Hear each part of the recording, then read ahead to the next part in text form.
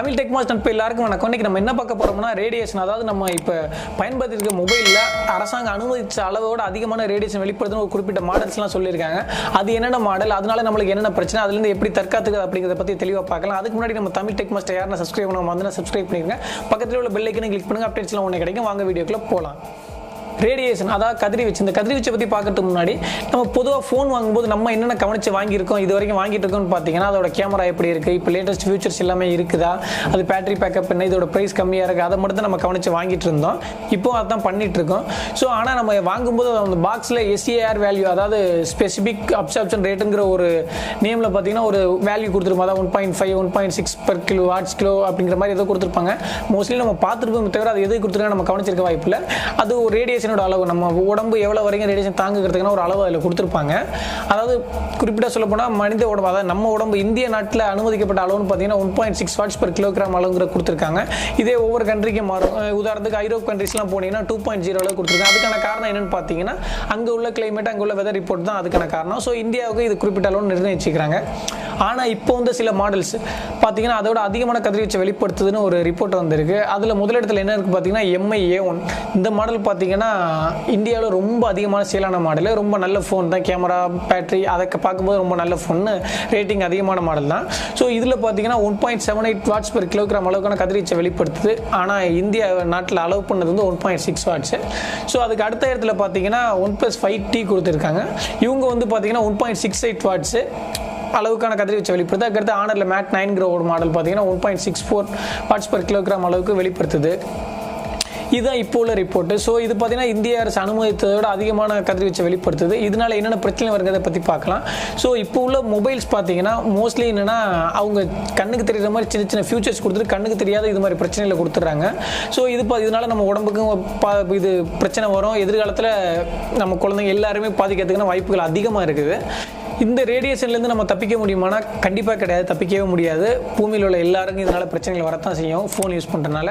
So விஞ்ஞானம் வளர்ந்துட்டு போக இது மாதிரி பிரச்சனைகள் வந்துட்டு தான் இருக்கும். இதையும் தடுக்க முடியாது, வளர்ச்சியும் தடுக்க முடியாது. அதுக்கு வேறு வழியே இல்லை. நம்ம அதுலேருந்து கொஞ்சம் தற்காத்து கொள்வது நல்லது. அப்படின்னு இல்லை தற்காத்துக்கிறதுக்கு என்ன வழின்னு பார்த்தீங்கன்னா, நீங்கள் ஒன்றும் பெரிய கஷ்டமான வேலைகள் இல்லை, ஆனால் சிலர் கஷ்டமாக தான் இருக்கும். எனக்கு தான் என்னென்னு பார்த்தீங்கன்னா ஃபோன் யூஸ் பண்ணுறதை குறைச்சிக்கணும், நடக்காத ஒன்று. ப்ளஸ் அதே மாதிரி ஃபோனை நம்ம பக்கத்தில் வச்சுக்கிறவே கூடாது, தூங்குற டயத்தில் பக்கத்தில் வைக்கக்கூடாது. இதுவும் நடக்குமான்னு தெரில. ஏன்னா நம்ம என்னோட கருத்து, நான் பண்ணிட்டு இருக்க வேலை இதெல்லாம் ஃபோன் என் பக்கத்துலேயே தான் இருந்துட்டு இருக்கு. ஸோ மாற்றிக்கிறதுக்கு நீ முயற்சி பண்ணுறது நல்லது. அதே மாதிரி நம்ம இப்போ சிக்னல் கம்மியாக இருக்குது, அந்த மாதிரி டைமில் நம்ம ஃபோன் யூஸ் பண்ணுறதை குறைச்சிக்கணும். ஏன்னா நம்ம இப்போ சிக்னல் கம்மியாக இருக்க பட்சத்தில் பார்த்தீங்கன்னா ரேடியேஷன் அதிகமான கதிர்வீச்சை வெளிப்படுத்தும். ஏன்னு பார்த்தீங்கன்னா சிக்னல் அதிகமாக தேட கதிர்வீச்சு அதிகமாக வெளிப்படும். ஸோ இந்த மாதிரி இடத்துல நம்ம கால் பண்ணுறதை குறைச்சிக்கலாம். அதே மாதிரி லோ பேட்டரியில் ஃபோன் யூஸ் பண்ணுறதையும் குறைச்சிக்கலாம். இதனாலே கதிர்வீச்சு அதிகமாக வெளிப்படும். மேலும் பார்த்தீங்கன்னா இப்போ இதுலேருந்து தற்காத்துக்கிறது பார்த்தீங்கன்னா ஹெட்ஃபோன் போட்டு யூஸ் பண்ணலாம். கால் இப்போ ரொம்ப ½ hour 1 hour அது மாதிரி பேசுகிற பட்சத்தில் நீங்கள் ஹெட்ஃபோன் போட்டு யூஸ் பண்ணிங்கன்னா கொஞ்சம் உங்களுக்கான ஆயுட்காலம் நீடிக்கிறதுக்கான வாய்ப்பு இருக்குது.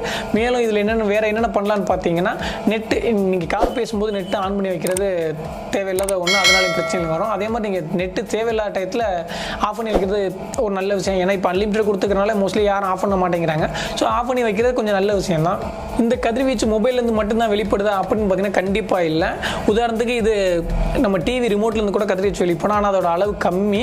ஆனால் மொபைலோட அதிகமான கதிர்வீச்சு வெளிப்படுத்துகிற மாதிரியான இதுவும் பொருட்களும் இருக்குது. உதாரணத்துக்கு நம்ம எக்ஸ்ரே எடுக்க போனோம்னா அங்கே அதிகமான கதிர்வீச்சு வெளிப்படும், மொபைலோட பல மடங்கு. அதே மாதிரி ஏர்போர்ட் அங்கே மாதிரி உள்ள செக்யூரிட்டி ஸ்கேனர்ஸில் பார்த்தீங்கன்னா நம்ம போகும்போது நம்ம பாடியை ஃபுல்லாக ஸ்கேன் பண்ணோம், அங்கேயும் அதிகமான கதிர்வீச்சு வெளிப்படுது. இதெல்லாம் பார்த்தீங்கன்னா நம்ம வாழ்க்கையில் எப்பாவது ஒரு டைம் தான் நடந்திருக்கும். அதுக்கு நம்மளுக்கு தொடர்பு அதிகமாக இருக்காது. ஆனால் மொபைலுங்கிறது நம்ம பக்கத்துலேயே நம்ம கூடவே வச்சுட்டு சுற்றிட்டு திரிகிறோம். ஸோ இதனால் ஆபத்துகள் நிறையா இருக்குது. மூளையில் கட்டி வரதுக்கான வாய்ப்புகள் இருக்குது, கேன்சர் வரதுக்கான வாய்ப்புகள் இருக்குது, நம்மளோட சிந்திக்கிற திறன் குறையிறதுக்கான வாய்ப்புகள் நிறையா இருக்குது. இது நம்மளை பாதிக்கிறதோட குழந்தைங்கள ஈஸியாக பாதிக்கும். ஏன்னா அவங்களோட தோலும் சரி, அவங்களோட எலும்பும் சரி ரொம்ப சாஃப்டாக இருக்கும். ஸோ அவங்ககிட்ட மொபைலில் கொடுக்காம இருக்கிறது கொஞ்சம் நல்லது. அவங்க வளர்ச்சியிருந்து ஒரு நிலைக்கு வர்ற வரைக்கும் ஃபோன் அவாய்ட் பண்ணுறது ரொம்ப நல்லது. அவங்களோட ஹெல்த்துக்கு நல்லாயிருக்கும். ஏன்னா இதோட பிரச்சனை இப்போ கதிர்வீச்சு நம்ம என்ன சொன்னாலும் அதை பற்றி நம்மளுக்கு பயம் வராது. காரணம் என்ன பார்த்தீங்கன்னா, நம்ம அதை கண்ணில் பார்த்ததில்லை. இப்போ ஏதாவது ஒரு நோய் அது மாதிரி நம்ம அதனால் இது பண்ணுறது கண்ணில் பார்த்துருப்போம். இப்போ கதிர்வீச்சு இப்போ நம்ம இந்த இடத்துல கூட இருக்கலாம், யாருக்கு தெரியும். ஸோ இப்போ முன்னாடி கதிர்வீச்சு இப்போ இருக்குது, ஒரு ரெட் கலரில் மார்க் மாதிரி லைன் போகுது, இல்லை நெருப்பு மாதிரி போகுது, அது மாதிரி நம்ம கண் கண்ணுக்கு தெரிகிற மாதிரி தெரிஞ்சிருந்தா நம்ம அது மேலே பயப்படும். இது கண்ணுக்கு தெரியாத ஒரு பிரச்சனை. அதே மாதிரி இப்போ ஃபோன் பேசிட்டு நம்ம கட் பண்ணோடனே அந்த கதிர்வீச்சுனால நம்ம பாதிப்படைஞ்சு உடனே அதுக்கான பிரச்சனைகள் வந்துச்சுன்னா நம்ம அதை பற்றி யோசிப்போம், கவனிப்போம். ஆனால் இதோட விளைவெல்லாம் 5 வருஷம் 10 வருஷம் கழிச்சு தான் நம்மளுக்கு தெரிய வரும். ஸோ அந்த மாதிரி பட்சத்தில் நம்ம அதை பற்றி பயம் குறைஞ்சிருச்சு. ஸோ மூளையில் கட்டி இது மாதிரினா நம்மளோட உடல்நிலை நம்மளோட ஆயுட்காலம் குறைஞ்சிக்கிட்டே தான் வரும். ஏற்கனவே சராசரி ஆயுட்காலம் இப்போ ரொம்ப கம்மியாக இருக்குது மனிதனோடது.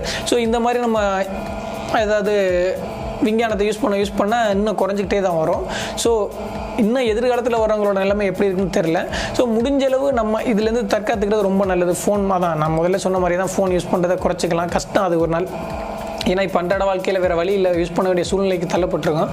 ஸோ அதனால் அதுலேருந்து கொஞ்சம் குறைச்சிக்கலாம். நெட் ஆஃப் பண்ணி வைக்கிறது, ஹெட்ஃபோன் யூஸ் பண்ணுறது, ப்ளஸ் ஃபோனை பக்கத்தில் வைக்காம கொஞ்சம் தூரமாக வைக்கிறது, இது மாதிரி சின்ன சின்ன வேலைகள்னால நம்ம கதிர்வீச்சை நம்ம உடம்புல அண்டாமல் கொஞ்சம் குறைச்சிக்க முடியும், ஆயுட்காலத்தை கொஞ்சம் நீட்டிக்க முடியும். மற்றபடி இந்த ரேடியேஷன்லேருந்து தப்பிக்கிறதுக்கான வேறு எந்த வழியும் இல்லை. இது மாதிரி நம்மளால் தற்காத்துக்கினா மட்டும்தான் உண்டு. மற்றபடி நான் இதை பற்றி எனக்கு தெரிஞ்சது எல்லாமே சொல்லிட்டேன்.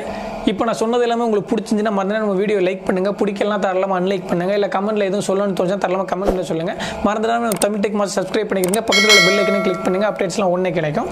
மேலும் ஒரு நல்ல வீடியோ நெக்ஸ்ட் சந்திக்கலாம். நன்றி, வணக்கம்.